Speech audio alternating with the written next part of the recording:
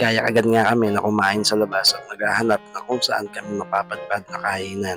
At sa hindi inaasahan, dito kami napadpad.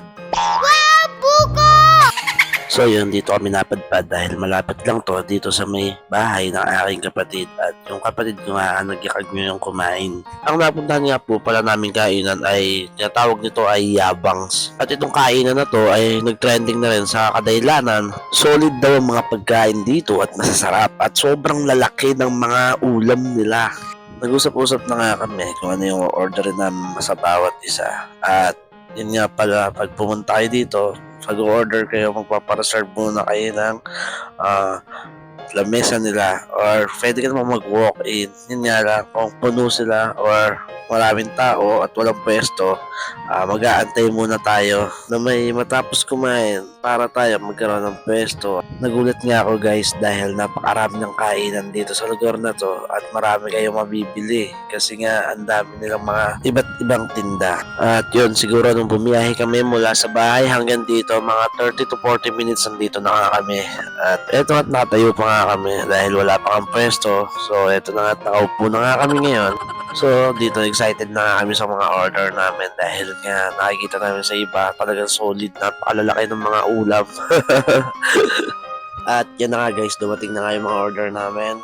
So yan, dami-dami. Maubos kaya namin to.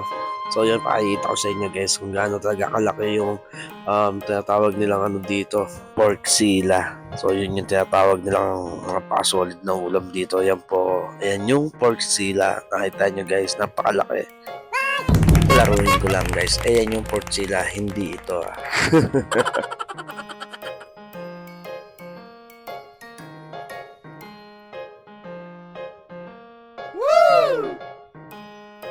So yan na nga yung in-order namin guys, nakita nyo naman napakalalaki. So ang in-order ko nga ay, ang tawag nila dyan ay Hambog Meals. Meron niya kasamang pork, sisig, egg, Hungarian hotdog, at rice, tapos unlimited soup and gravy.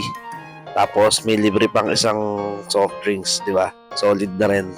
So ano pang inaantay natin guys? Tara, kain na tayo.